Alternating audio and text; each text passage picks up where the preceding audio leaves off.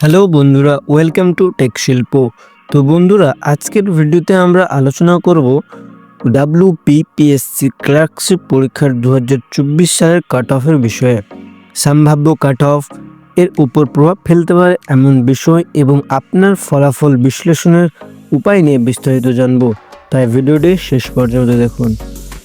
WPPSC clerkship পরীক্ষা সম্পর্কে সংক্ষিপ্ত বিবরণ। তোমরা অনেকেই জানো, প্রিলিমিনারি এবং মেন্সের এই দুটো পরীক্ষা হয়, যেখানে সাধারণ জ্ঞান, অঙ্ক, ইংরেজি বিষয়ের ওপর 100 নম্বরের এমসিকিউ হয়, আর টায়ার 2-এ প্রার্থীদের ইংরেজি ও বাংলা উর্দু লিখিত পরীক্ষা দিতে হয়। কাট অফ নির্ধারিত হয় প্রিলিমিনারি পরীক্ষার পারফরমেন্সের উপর ভিত্তি করে।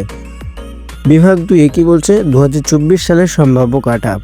2024 সালের WPPSC ক্লার্কশিপ পরীক্ষাটির কাট অফ কী হতে পারে?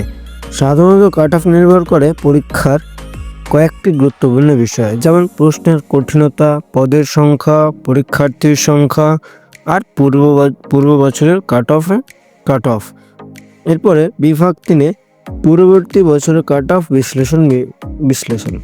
2019 এবং 22 সালের কাট অফের দিকে আমরা যদি তাকাই, তবে দেখা যায় যে সাধারণ বিভাগে কাট অফ 68 থেকে 72-এর মধ্যে ছিল।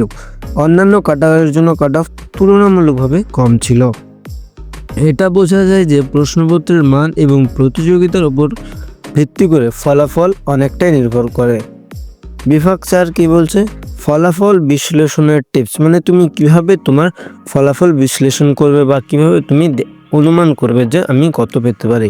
কি বলছে? আপনার ফলাফল বিশ্লেষণ করতে কয়েকটা টিপস মনে রাখুন, যেমন কি অফিসিয়াল উত্তরপত্র বা আনঅফিসিয়াল অ্যান্সারকে সাহায্য নিতে পারেন, বা ইউটিউবে অনেক জায়গায় অ্যান্সার কি বেরিয়ে আছে, ওখান থেকে তুমি তোমার দেখে উত্তরগুলোর নিজের আনুমানিক একটা নম্বর হিসাব করতে পারো। তারপর কি বলছে? গত বছরের কাট অফের সঙ্গে তুলনা করে আপনার সম্ভাব্য বিচার করুন, মানে গত বছরের কাট অফের সাথে তুমি তুলনা করে তোমার যে স্কোরটা আসছে সেটা তুমি বিচার করতে পারো। আর যদি টায়ার 1-এর কাট অফ সারিয়ে যান, যদি তোমার প্রথম প্রিলিমিনারি এক্সামটা ক্লিয়ার করো, তাহলে মেন্স পরীক্ষার জন্য প্রস্তুতি নাও। এবার চলো সম্ভাব্য কাট অফ দিকে তাকাই। কেবল 2024 সালে তাহলে কত কাট অফ হচ্ছে, এদিকে একটা আমরা আনুমানিকভাবে দেখব। যদি সাধারণ প্রার্থীর জন্য, মানে ইউআর যারা রয়েছে, তাদের 70 থেকে 75-এর মধ্যে হতে পারে কাট অফ।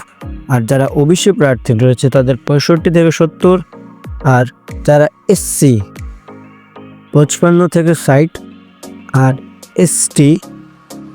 এসসি 55 থেকে 60, আর এসটি হচ্ছে 50 থেকে 55, পিডব্লিউডি 45 থেকে 50।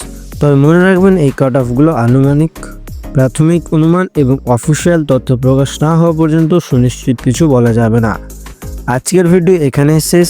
WPPSC ক্লার্কশিপ পরীক্ষা নিয়ে যদি কোনো প্রশ্ন থাকে তাহলে কমেন্টে জানাতে ভুলবেন না। ভিডিওটি যদি আপনাদের জন্য উপকারী হয় তাহলে লাইক করুন, শেয়ার করুন, আর আমাদের চ্যানেলটিকে সাবস্ক্রাইব করতে ভুলবেন না। আপনার সফলের জন্য রইল অনেক শুভকামনা। ধন্যবাদ ফ্রম টেক শিল্প।